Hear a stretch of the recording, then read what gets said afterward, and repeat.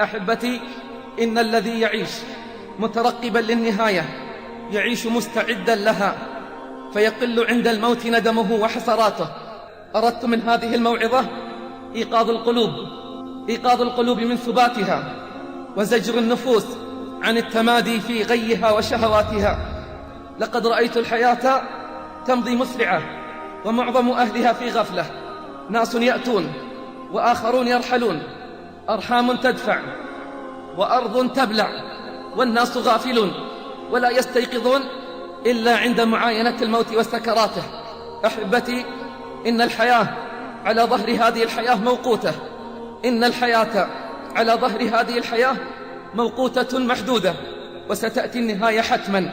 إنها الحقيقة التي تعلن على مدى الزمان والمكان في إذن كل سامع، وفي عقل كل عاقل، وفي قلب كل حي، أن الكل سيموت إلا ذو العزة والجبروت.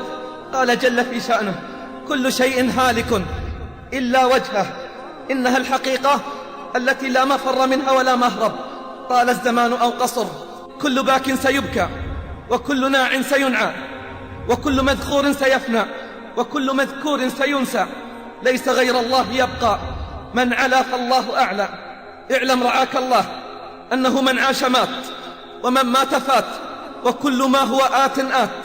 من كان يرجو لقاء الله فإن أجل الله لآت. إن حياتك إنما تبدأ بعد مماتك. يا ابن آدم، أنت الذي ولدتك أمك باكيا، والناس حولك يضحكون سرورا. فاعمل لنفسك أن تكون إذا بكوا في يوم موتك ضاحكا مسرورا.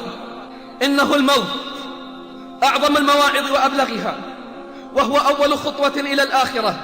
فمن مات قامت قيامته.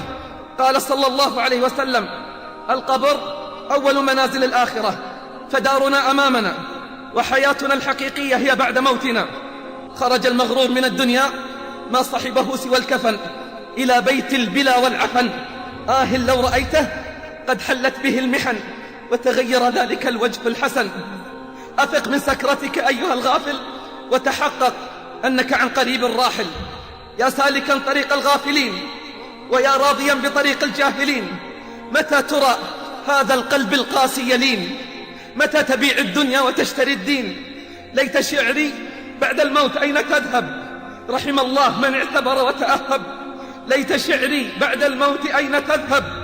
رحم الله من اعتبر وتأهب. إنما أعظكم بواحدة: انتبهوا من رقادكم قبل الردى. أيحسب الإنسان أن يترك سدى؟ كأنك لم تسمع بأخبار من مضى، ولم تر في الباقين ما يصنع الدهر.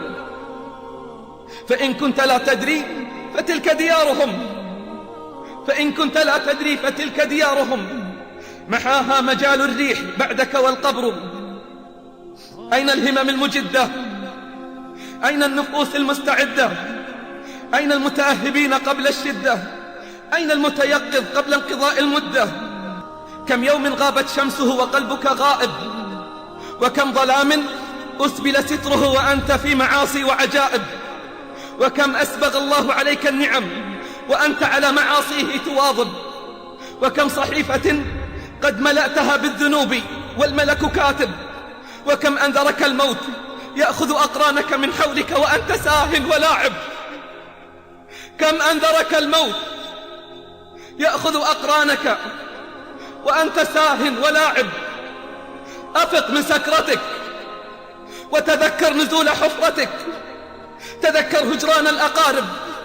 والله وأقسم بالله، من حمل نعشا اليوم سيأتي يوم ويحمل هو على الأكتاف، ومن دخل المقبرة زائرا سيدخل يوما ولن يخرج منها، ومن عاد إلى بيته اليوم سيأتي يوم ولن يعود. كان عمر رضي الله عنه يردد دائما ويقول: كل يوم يقولون مات فلان ومات فلان، وسيأتي يوم سيقولون مات عمر ومات عمر. لكن كيف مات؟ مات عمر، ولكن كيف مات؟ تفكروا أحبتي وتيقنوا، تفكروا أحبتي وتيقنوا أن الموت حق لا بد منه.